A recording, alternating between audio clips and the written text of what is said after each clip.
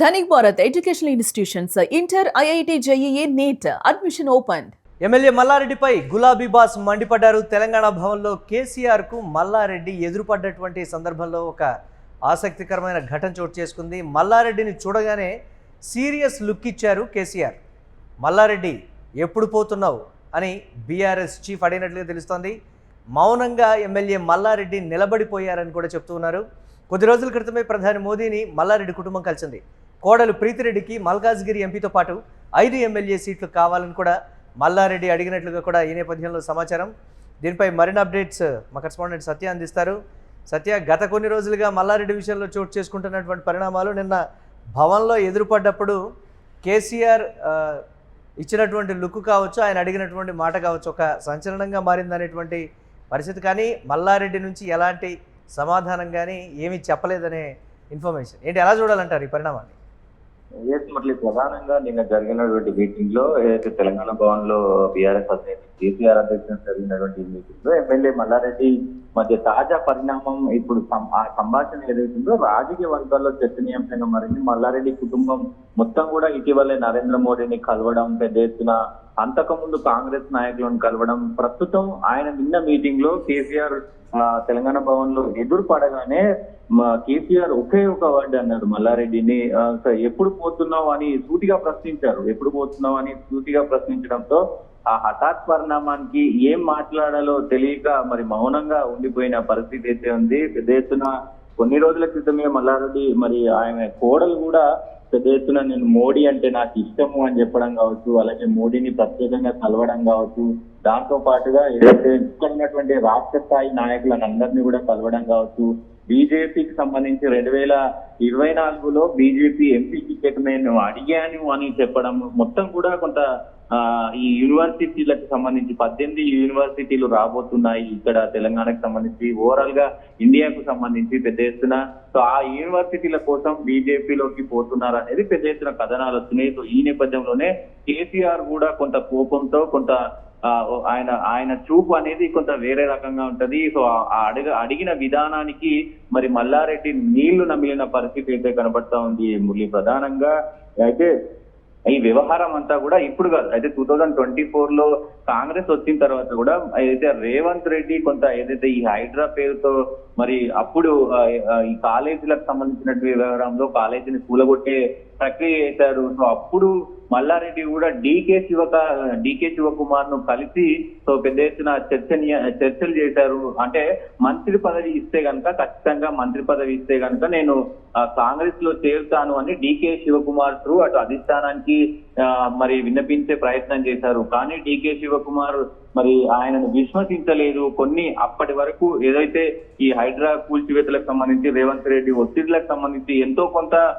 నిధులు సమకూర్చి మరి అధిష్టానానికి ఇచ్చారు. ఆయనతో పాటు ఇక్కడ మొత్తం కూడా సెటిల్మెంట్ అయిపోయింది. దాని తర్వాత అంటే మంత్రి పదవి రాలేదు కాబట్టి ఖచ్చితంగా మరి ఆయన బీజేపీ వైపు చూశాడనేది ఇప్పుడు ప్రస్తుతం చర్చనీయాంశంగా మారిన పరిస్థితి కనబడతా ఉంది. కాంగ్రెస్ తోనూ సన్నిహితంగా ఉండడం, దాంతో పాటు ఇటు బీజేపీతోనూ బాహాటంగానే మాకు 5 టికెట్లు ఇస్తే కనుక ఖచ్చితంగా మేము బీజేపీలో చేరుతానడం.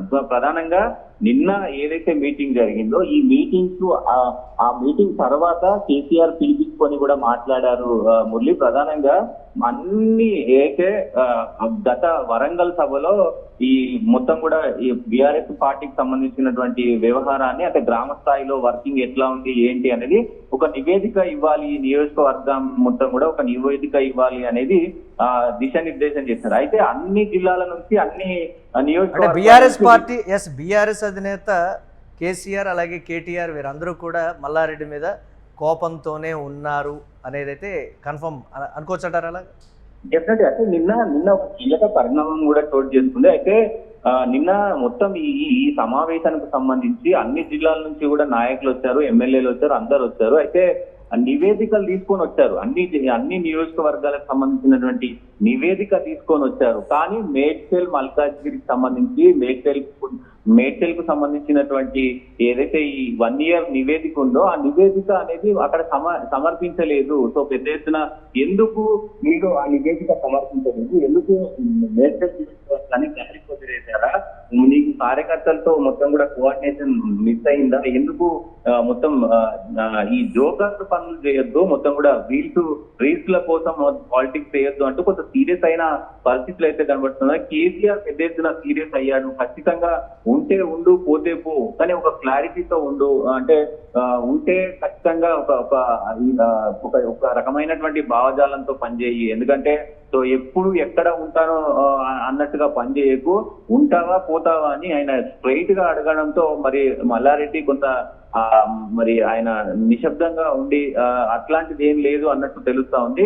కానీ ఖచ్చితంగా నిన్న సంఘటన మాత్రం, ఎందుకంటే ఆ మొత్తం మేడ్చల్ కి సంబంధించినటువంటి రిపోర్ట్ ఏదైతే ఉందో ఆ రిపోర్ట్ ఇవ్వకపోవడంతో ఒక్కసారిగా బీఆర్ఎస్ కూడా కంగుతున్నది. ఖచ్చితంగా మల్లారెడ్డి పార్టీ ఖచ్చితంగా మారుతారు అనే దానికి ఇది ఒక నిదర్శనం అని కూడా చెప్పుకోవచ్చు మురళి. ఎందుకంటే మొత్తం అన్ని నియోజకవర్గాల నుంచి కూడా మరి ఆ రిపోర్ట్ వచ్చింది, కానీ ఈ నియోజకవర్గం నుంచి రిపోర్ట్ రాలేదు. సో కావాలని గాలికి వదిలేశారు అనేది స్పష్టంగా కనబడతా ఉంది. సో ఈ మంత్రి కింద ఉన్నటువంటి నాయకులు ఎవరైతే ఉన్నారో, కింద నాయకులు అందరూ కూడా కేసీఆర్ కు రిపోర్ట్ చేసినట్టు తెలుస్తా ఉంది. దీనిపైనే ఆయన అసహనం కూడా, అంటే ఎందుకు రిపోర్ట్ చేయలేదు, ఎందుకు సమన్వయం చేయలేదు, కార్యకర్తలతో ఎందుకు ఇది అవ్వట్లేదు అంటూ కూడా మరి ఆయన కొంత ప్రశ్నించినట్టు తెలుస్తా ఉంది. సో దీనిపైన కొంత కార్యాచరణ అయితే కొంచెం తీవ్రంగా ప్రతిఘటించే అవకాశం ఉంది. దీనిపైన సీరియస్ కూడా యాక్షన్ తీసుకునే అవకాశం ఖచ్చితంగా కనబడతా ఉంది.